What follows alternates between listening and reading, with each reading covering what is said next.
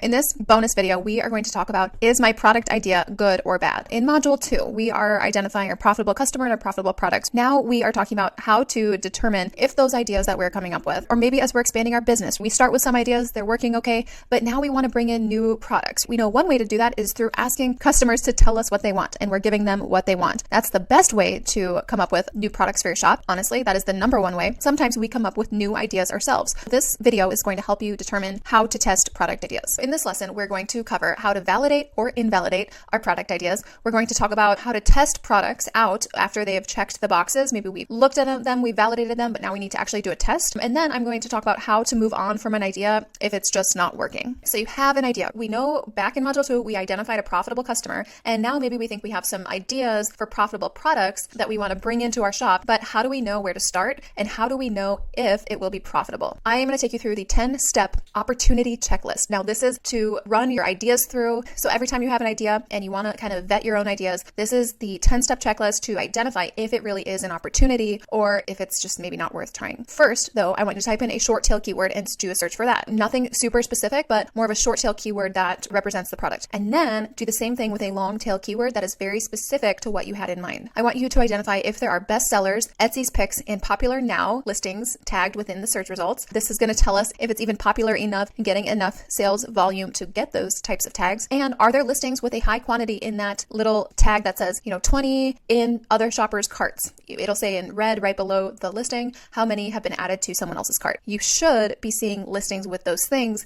because that tells you that there's at least enough traffic and interest and purchasing around these things on Etsy for an opportunity for you to take some of the market share. If there's none of those things, if there's no bestsellers, no Etsy's picks, no popular now, then go back to some of those short tail keywords. Make sure you didn't miss anything. The short tail keywords will have more competition, so more likely to have those types of tags. However, if you do not see a product that is similar to what your idea is, or if you see it and it just, the top ranking thing doesn't even seem like it's getting much traction, doesn't have any tags on it or anything, that might be a red flag. The next thing we want to look at is how do the listing photos look on page 1 of search results for both of these. So short tail keywords and long tail keywords around the item. That's your idea. Are the photos really, really good? You're looking at them, you're like, wow, these look really professional. Wow, that's going to be hard to beat. This signals high competition. You can look at things like E-Rank, Everbee, Marmalade, Sales Samurai to see what the competition is. But, honestly, it's like looking at a basketball team on paper and looking what their stats are. You're not really seeing them in action. You're not really able to size yourself up to them. When there's not a visual of what actually is working and you're just seeing like tiny, tiny little thumbnail, are these listing photos not very good?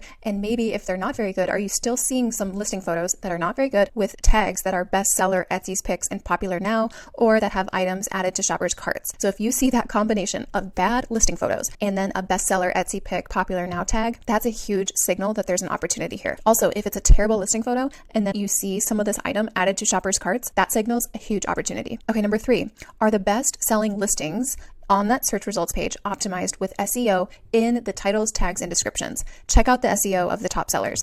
Are they optimized or are they terrible? Are they just filled with short tail keywords with a ton of commas? Are they not specific? Are they not very targeted? Are they very general? And you know that if you had titles and keywords and descriptions like that, like you would never get any visibility. But maybe since they've been on a lot longer and maybe they're an older shop with a better track record, they're able to get by with that type of SEO or non-existent SEO. That would tell you there's a huge opportunity in the market if some of these best-selling listings are not at all optimized. Number 4, does the competition offer any level of customization? Look at who you'd be going up against for these products. Look against who would be your main competitor. Look at who owns the market right now. If it does seem like someone's owning the market, do they offer customization? If they do, it's not like you could use customization as a way to compete, to have a competitive edge in that way. But if they don't offer any customization, that could be an in for you. That could be your foot in the door. And that could be the opportunity for you to take some market share by incorporating some level of customization. Remember, it doesn't need to be a lot. It could literally be adding a single initial to something. It could be giving them a couple color options. It could be letting them customize some element like color of the zipper or something. Remember, customization, there's different levels of depth to that and how detailed you want to be. But if the competition is not offering any customization, consider doing this. This could be an opportunity for you to get your foot in the door. Does the competition offer options such as size and color? Do they have just one size, one colorway, maybe 1 or 2 options? Maybe it's very limited. Maybe it's like what you see is what you get. This could signal an opportunity. And customers on Etsy love a little bit of choice, right? Just a small aspect of choice.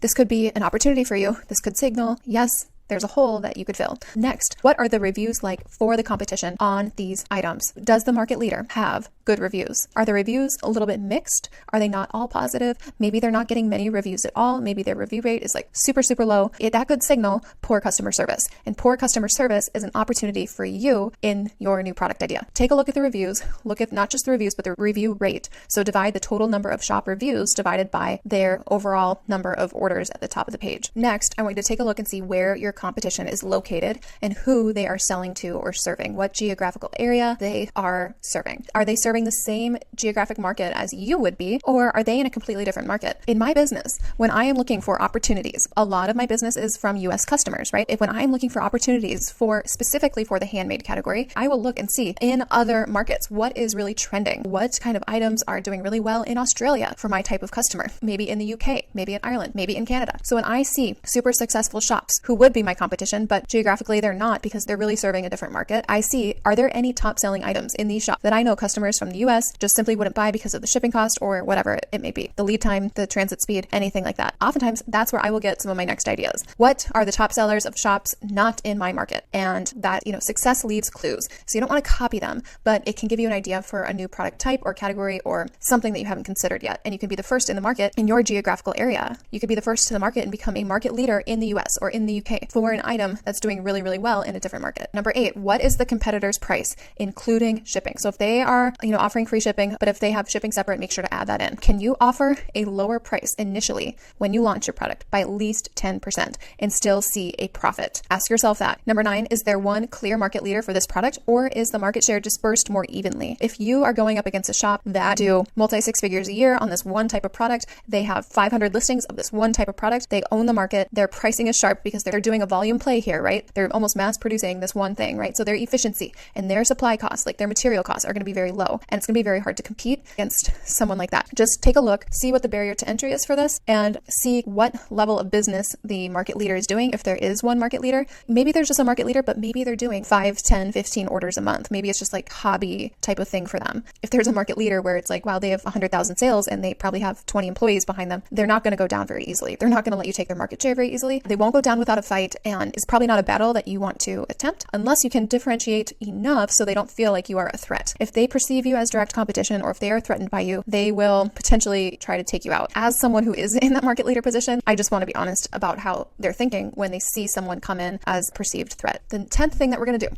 is to check something like E-Rank, Everbee, Marmalade, Sales Samurai, whatever it is. This is totally optional.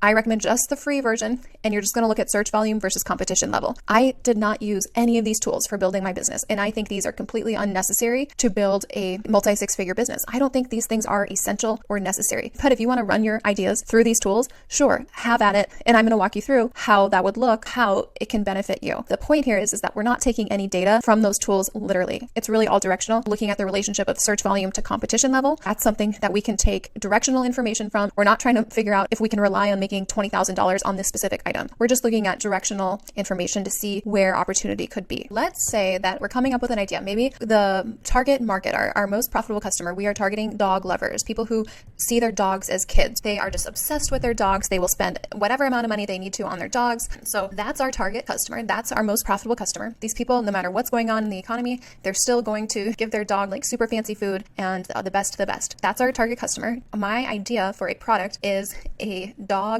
Christmas gift basket, like a dog gift basket, a Christmas present for your dog, or maybe your boyfriend's dog, your girlfriend's dog, or something like your daughter's dog. This dog is going to get this gift basket. Now we need to validate or invalidate the idea. So we're going to type into Etsy search, dog gift basket. Bestseller, that's a good sign. 1 in cart, 6 in cart. Popular now, dog lover's gift. So it's for the owner. Now, the next thing I'm going to look at is a shorter tail keyword. Well, I'm going to do an extra long tail keyword. Dog gift basket Christmas. Bestseller, we saw that one before. We're seeing tags. Now we're going to look up a very short tail keyword. We're going to look up gift for dog. See, this is not super specific. Popular now, pet portraits, bestseller. popular now, bestseller. Wow, this whole row is full of them. So now we're going to be a little bit judgmental, and we are going to look at our listing photos and see if we can beat these people on our listing photos. Looking at the top one that's not an ad, yes, the lighting is really rough. Definitely beat that. Boring, blank background. This really looks not great. This looks really unprofessional. This one, okay, a bestseller. That's pretty good. So that's who we got to look at. Decent, decent. This one is supposed to be Christmas themed. It's okay. A lot of opportunity here. Boring white background.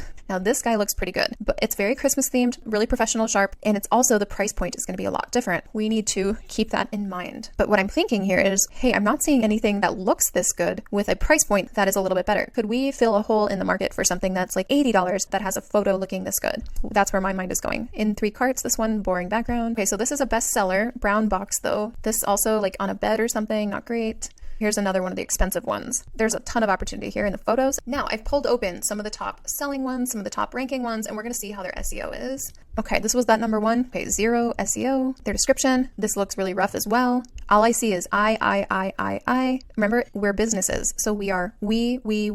Always a we. Create the impression, the perception that we are bigger than we are. That just gives us a more professional feeling. Okay, the next one, whoa, 0 SEO. Oh wow, and nothing. What this description does, nothing. Now this one, ton of 3-letter keywords. Not terrible. It'd be a lot better if there were no commas here to link together more combinations. They just copied and pasted the title. So they should really not have probably done that. They are not fully optimized. This one, not optimized at all. No SEO. They're trying to do SEO. I don't know where they got this idea, but there's no content until you get to right here. So this is what you're actually getting. But all this is like really wordy and not clear to the point. This one also decent. This is that bestseller with a decent photo. Decent SEO, but they're missing characters. They could add more words. This is okay. This description is probably one of the best that we've seen. And they have the rush order shipping link. Good. This is probably one of the best that we've seen. Now this one is that fancy one. Again, they're penguin. I don't know who would be searching that in order to come to this, unless their dog really likes penguins. Maybe. Seems like more of an internal title that they gave this, but maybe not as meaningful to the customer. They also have extra characters they could have used up. 109, they have no variations here. Huge missed opportunity. Their description is very good. They need more links to other items in their shops, maybe a rush order fee or something. Terrible SEO here. Interesting. Oh, this is cute how they use the little paw print to break things up. This is great. They put in exactly what you're getting at the top. This one, broken up with the lines here. We could definitely improve the title and SEO. They just copied and pasted. They need to have the content of what you get in the description. Also, bestseller with no SEO tells me huge opportunity. They should bring in the content of it up to the top. This is a lot of wordy things trying to do SEO, but they're doing it in a space that takes up way too much valuable real estate. They could really put all this content and value, all those keywords into like a section about this size. Now this is not for a dog, but it's for like the owner. No SEO here. Huge opportunity, decent description. Let's see, this one, really broken title. Now who's gonna search gift basket and hope that they find this? You wanna put your number 1 most relevant keyword in the beginning. These are all like 2-word phrases. Not helpful. They're all short tail keywords. It's really not clear. Nothing about shipping, nothing about links to other items. See, look at their sales. If they're doing stuff like this, these types of titles, like you could really swoop right in here. All right, and this is that expensive shop again, just their expedited version. Again, no variations for pricing or options. Lots of opportunity with the SEO. So now we want to see if those competitors offer any level of customization or options for size, color, etc. So this one is good. This is the number 1 listing in the search results and good. Personalization and options. This one, nothing at all. This one, good. Sizes, shirt sizes. Okay, so they have options. This one also style and colors and personalization. Bestseller. Okay, yeah, this is one we're going up against. So they do have good options and personalization. This one, no options, but just personalization. No size, color, etc. This one, no options at all. This one, only a size option. So this one has the style and the theme and the name. Okay, this is kind of a different, this is for the dog owner. They do have options. This has no options. And this also only has the name option. The big takeaway here is we have to have the personalization and size, color, etc. options in order to compete. I wouldn't even try to do this without those things. Now we are going to look at the reviews and see what the review rate and the track record is for each of these best-selling listings on the first page of search. So reviews for this item, 32 reviews out of 38 reviews for the shop. So this is the bulk of what they are selling. Their shop only has 38 reviews. 32 of them are on this item and they're all very good. I'm going to take a look here. Only 3 listings. This is what their bread and butter is. Look at though, they have not updated their shop announcement since October 6th, 2021. And with a Christmas update. Huge opportunity. This person's sleeping. We're making a lot of assumptions here, but I'm just telling you, like, these are the things you look for to find opportunities with your ideas. Good reviews, 26 reviews for this item, but a lot more for the shop. What is the shop known for? Okay, if you click on 8170 sales, so they have a lot of Halloween costumes right now, so not necessarily gift baskets. This is a very old shop announcement, so I wonder if they are also asleep at the wheel a little bit, maybe just not paying attention to certain things. They have a lot of listings. This would be someone to keep an eye on for sure. But look at their SEOs, all of it is awful. They have none, and their listing photos are boring. Huge opportunity. I think the biggest asset that the shop has is the variety of listings. 22 reviews for this, 91 reviews for the shop. Not bad. Let's see what the shop is known for. Not what I was expecting. This is feels like a mishmash. Let's click on their number. Okay, this is a lot of what they're selling though. A lot of dog mom boxes, cat mom boxes. Now, the thing is, if you look at all the things that are in people's carts, huge opportunity. Get well pet box. I would write that down if this was me. Out of everything in their shop, they have a huge mix of stuff. The dog stuff, those gift baskets are their bread and butter. Now this guy, 20 reviews out of 292. Maybe it's not a big priority for the shop. I would also look for listings where you can tell that this is not a priority listing for the shop. So they might not be watching the competition as much in this type of thing. Now, if this was driving, 200 of their reviews, maybe this is their bread and butter, their big cash cow. But maybe, if it's a very small part of their business, they might not be paying as much attention when new competition comes in. So let's take a look at their shop. It is all gift boxes. I just cannot believe that they've done 6, 11, 21 on these listings. You guys, this tells me like huge opportunity. Insane opportunity here. This is like what I like to see. Now, that bestseller. 77 reviews for this item out of their 389. They're all pretty good. They're pretty recent, pretty consistent. No SEO in their sections. That's interesting. They're smart. They hid their thing there where you can't click on the sales to see their sold items. So we're going to sort by most recent. Things are in the cart. You can tell these probably did pretty well. They have a lot of decals. That's driving a lot of sales potentially. The takeaway here is 1701 sales, 34 items. Nice price points. Look at the price points. Pretty good. Their loss leaders are probably the decals, stickers. The expensive shop, 42 shop reviews. Nothing on this item because if there was, it would be right here. So let's take a look at the shop. New Jersey, 154 sales. Opportunity here. High price points. Huge opportunity. 24 items with these kind of price points. Let's see when their reviews were. April 28th. No reviews since April. These people might not be very active. This also tells me maybe they're pricing themselves a little bit out of the market. This one, Nest Custom Baskets. No reviews for this item. Listed on August 28th. Only 4 favorites. So not very old at all. Maybe has not been sold yet. Gift baskets. Coastal, dog mom, taco lover, cat lady. They're not focused on the dog market at all. This is someone who's probably not going to really care. Might not be super competitive with you. Doesn't seem like this is driving their sales. Not a whole lot of attention to detail in their shop. So I would not be super worried about this situation. Now, where is the competition located? Are they serving the same area as I am? So New Jersey, this one, no location. So then I'm going to click on a listing and I'm going to see where it's shipping from. New York. So yep, that would be a competitor. Alabama, Colorado, New Jersey, Pasadena, California. If you are seeing that there's an opportunity in the market, like maybe these are all international and they're all from other countries and I want to serve my local country, my own country, right? Then maybe that would tell you there's an opportunity in the market to serve people that are close to you. So keep an eye on locations. Okay, now we're going to look at price. So price plus shipping, and we are going to see how we can stack up. So $65 to $115 shipping this is heavy stuff. What's the next one? $50 with free shipping. It's going to be expensive. Definitely want to have your settings for ground shipping if you're doing that. $50 with free shipping. All right, so we know $32. Oh my goodness. Yeah, this is the best seller, $32. How do we compete with this guy? So there's not even any price variation here. Huge missed opportunity. So $32, what's the shipping? $8.82. Geez. So I'm gonna have to be under $40 with free shipping to beat these people. Or like $29.99.